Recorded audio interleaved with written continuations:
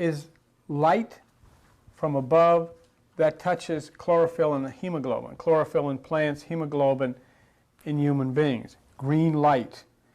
Okay? We learned from this material chlorophyll converts light energy into something called ATP. ATP is in both plants and human beings. Actually, it is the hemoglobin in humans, which is complementary to chlorophyll in plants.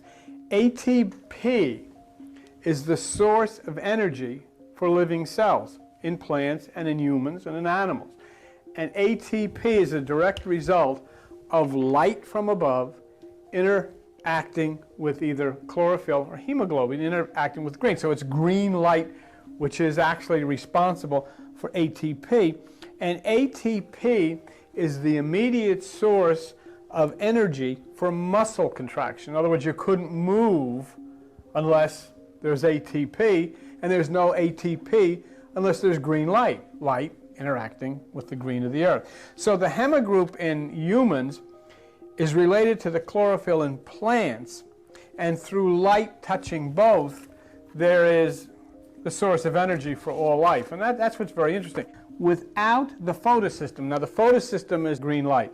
Without the photosystem, molecules, life as we know it, would cease to exist. So how important is green light?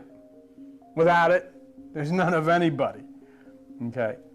Now again, very important for where we're going.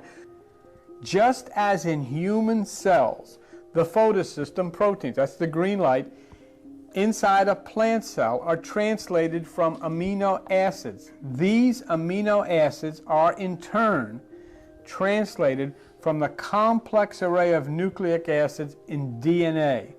The description of the molecular code reads like an encrypted message. Okay? Now, what's interesting about that is the nucleic acid is the product of green light.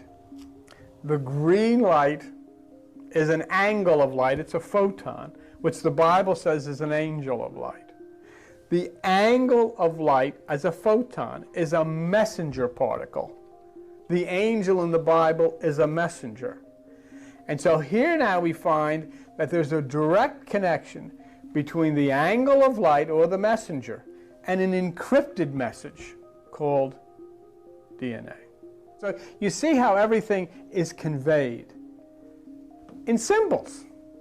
Even you, it's an encrypted, you're an encrypted, there's a coded message inside of you. Not a plain, there's nothing written on your head or anything. It's all written in cosmic code, really.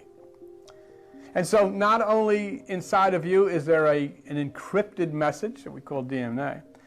Jesus never spoke but in a symbol. That's what the Bible says. And NASA tells us there's an intelligent message conveyed to all living things in a molecular code which reads like an encrypted message. Right.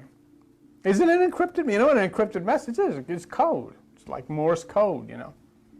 And that's what it is.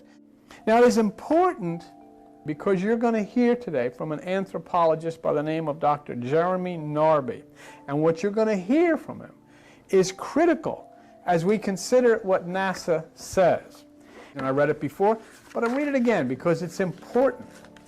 Just as in human cells, the photosystem, that's the green light, inside a plant cell are translated from amino acids. Amino acids have a 20-letter alphabet for each of the 20 naturally occurring amino acids.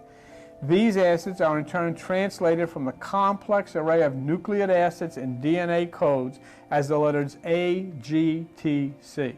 A description of the molecular code reads like an encrypted message.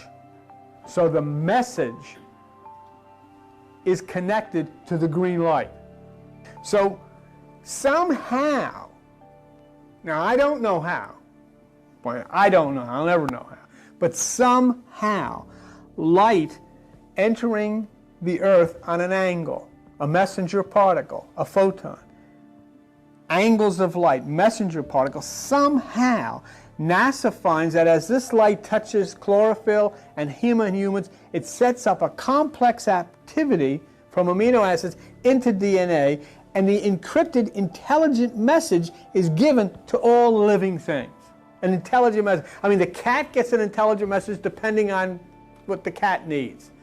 The elephant gets an encrypted message depending on what the elephant needs. You and I get an encrypted message depending on what we need. So the message comes from angles of light, from green light.